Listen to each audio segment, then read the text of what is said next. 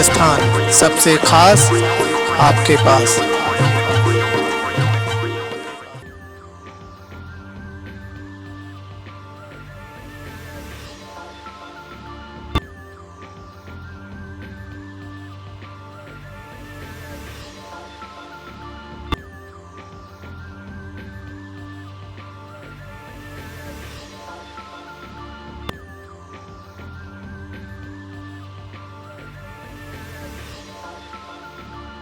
राजरंग राजस्थान में आपका स्वागत है दर्शकों, मैं हूं ललित ओझा। आज की खास रिपोर्ट देखिए। राजस्थान का भीलवाड़ा टेक्सटाइल सिटी 1951 से 2023 तक 72 साल का विधानसभा चुनावी इतिहास, आज तक कभी निर्दलीय नहीं जीता। 20 साल से भाजपा का अभेद्य गढ़ भीलवाड़ा 2023 ने तो इतिहास बदल दिया। पहली बार गौ भक्त एवं कपड़ा व्यवसायी अशोक कोठारी जीते 10,778 वोट से। उन्हें संघ से जुड़े संगठनों ने चुनावी मैदान में उतारा। लगातार 3 बार भाजपा विधायक विठल शंकर अवस्थी को करारी शिकस्त दी। अवस्थी तीसरे स्थान पर रहे, जबकि कांग्रेस प्रत्याशी ओम प्रकाश नारायणीवाल दूसरे। देखिए नवनिर्वाचित विधायक अशोक कोठारी का एक्सक्लूसिव इंटरव्यू। भीलवाड़ा के इतिहास में पहली बार कोई निर्दलीय चुनाव लड़े हैं और विजय श्री प्राप्त की। आप राजनीति में आना चाहते थे क्या? राजनीति में नहीं आना चाहते थे, ये मेरा क्षेत्र था ही नहीं। ये तो हमें जैसे आदरणीय नरेंद्र मोदी साहब को माता गंगा ने बुलाया, वैसे भीलवाड़ा की जनता ने बुलाया था। कभी आपने सोचा था कि इस क्षेत्र में आऊँगा? नहीं, कभी मन में खाली ये रहता था कि देश की राजनीति के बारे में सभी लोग कहते थे राजनीति क्षेत्र अच्छा नहीं है। हमें लगता था देश का नेतृत्व कौन करता है? राजनेता। तो वहाँ अच्छा नहीं है यह कह के अपन केवल मौन नहीं होना है, रुक न जाना है, केवल प्रश्न नहीं करने हैं। तब हमारे मन में प्रश्न उठता था, वहाँ एक अच्छी सोच को लेके जाया जाए। बस एक मन में प्रश्न रहता था, एक सोच रहती थी। 5 साल की 5 प्राथमिकताएं आप बताइए। देखिए सर, मैं इस क्षेत्र में आया हूँ तो एक अच्छी सोच लेके, श्रेष्ठ नीति, न्याय, नैतिकता, प्रामाणिकता के साथ एक तो सोच लेके। दूसरा मेरा रहेगा भीलवाड़ा का विकास। तो भीलवाड़ा के विकास के लिए जो अपनी प्राथमिकता है, सबसे पहले तो जो भीलवाड़ा का एक नया मॉडल देना, नया भीलवाड़ा इंफ्रास्ट्रक्चर के लेवल पर। तो उसमें सबसे बड़ी आवश्यकता है अभी साबुन मार्ग का पुलिया है और ओवरब्रिज है, जो वहाँ से पूरा ट्रैफिक यातायात बहुत ज़्यादा बाधित रहता है।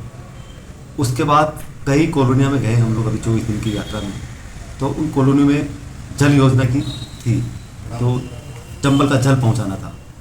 और चौथा था गौ माता, जो अभी रोड पर है गायों के लिए। और उसके अलावा भी टेक्सटाइल जगत के लिए भी भीलवाड़ा में बहुत बड़ी संभावना है, उसके लिए भी अपन जो भी है कार्य करेंगे। और 24 दिन में कई कॉलोनी में जाना रहा, उनकी छोटी छोटी मूलभूत आवश्यकताएं हैं, लाइट, रोड, जल, उसके ऊपर भी काम करेंगे। जिस तरह सरकार अपनी 100 दिन की कार्य योजना, 1 साल की कार्य योजना बनाती है, उस तरह क्या कोई डेडलाइन तय है कि आपकी एक प्रायोरिटी वाला काम सबसे पहले कौन सा होगा और कितने दिन में होगा? हमने सर एक पत्रक बनाया है और उस पत्रक में हमने अभी सभी काम लिखे हैं। और प्रायोरिटी में मैंने आपको 4 ही काम बताए हैं, उसके साथ साथ बाकी के काम भी चलेंगे। जो मुख्य कार्य ये है, इसको हम बहुत जल्दी से जल्दी, अभी क्षेत्र हमारा नया है पर हम इतना जल्दी प्रयास करेंगे, समय तो मैं अभी आपको नहीं कह पा रहा हूँ, पर प्रयास रहेगा हम 1 वर्ष के भीतर भीतर इस सभी का। बड़ी जीत का श्रेय आप किसको देना चाहेंगे? देखिए सर, ये जीत जो है मुख्य तो है प्रभु की योजना, प्रभु की कृपा है। और बाकी आप देखेंगे कि भीलवाड़ा की जनता को देंगे, उनके विश्वास और प्रेम को देंगे, कार्यकर्ता के साहस और मेहनत को देंगे, और संगठन की साधना और तपस्या को देंगे।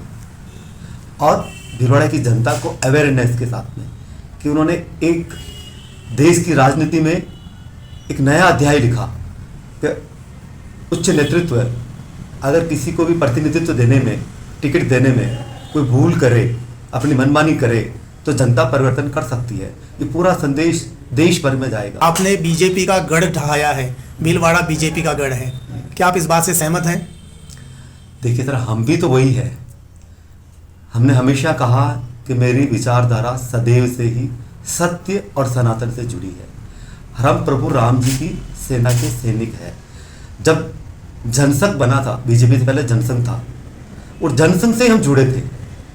हमारा परिवार जनसंघ से लेके आज तक ही उसी विचारधारा, उसी पार्टी के साथ जुड़ा है और हमारी श्वास श्वास में वही है जिसके लिए आप कहेंगे कि सनातन कह दीजिए या आप देश के लिए, देश का विकास के लिए जो मोदी साहब काम कर रहे हैं, जो उच्च नेतृत्व कार्य कर रहे हैं मोदी जी और योगी जी, तो वही हमारी विचारधारा है, उसी को हम जीते हैं और उन्हीं के काम को हम नमन भी करते हैं। तो हमारे भाव तो सब कुछ वही है। चुनाव के दौरान किसी तरह की ऐसी कोई परेशानी आई आपको, या ऐसा कोई माहौल जो आपकी व्यक्तित्व के अनुकूल नहीं हो, ऐसा लगा आपको?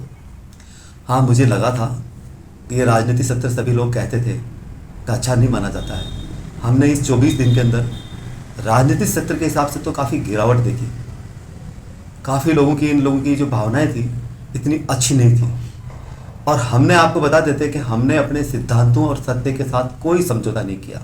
हमने अपने मन वचन काया से भी कुछ भी हमने गलत नहीं किया। जो इस तरह के जो विचार थे भारतीय जनता पार्टी के प्रतिनिधि कह दीजिए या जिन लोगों ने उनके साथ जुड़े हुए लोगों को कह दीजिए, तो उन लोगों ने जो राजनीति का जो स्तर रखा था, जो हमने सोचा था, वैसा मुझे नहीं लगा। काफ़ी गिरावट लगी और मुझे इसमें। अब आगे आपका क्या एक्शन ऑफ प्लान रहेगा? क्या बीजेपी संगठन में ही शामिल होंगे आप? ठीक है सर, हम समर्थन तो उन्हीं को देते हैं जिनसे हम जुड़े हैं। तो हम अभी तो निर्दलीय की स्थिति में हैं, तो अभी तो हम उसी विचारधारा को और उसी संगठन को, जो भारतीय जनता पार्टी है, जो उच्च नेतृत्व है, उन्हीं को समर्थन देंगे। जनता के दरवाजे आपके लिए किस तरह खुले रहेंगे? जनता आपसे जब भी संपर्क करना चाहे तो कैसे और कहाँ करे? हम अपना एक सेवा केंद्र कह दीजिए, कार्यालय रहेगा हमारा, उसमें हमारे पूरा स्टाफ रहेगा और वो जब भी आना चाहेंगे, समय तो अपन अभी बहुत जल्दी से पूरा कर लेंगे कौन कौन से समय में रहेंगे, पर कार्यालय पर हमेशा ही रहेंगे। कभी भी कोई भी जनता आ सकती है और अपने काम बता सकती है। धन्यवाद अशोक जी। दोस्तों, आप हमारे चैनल में नए हैं तो सबसे पहले सब्सक्राइब करें, बेल आइकन दबाना न भूलें ताकि आपको रेगुलर नोटिफिकेशन मिलते रहें।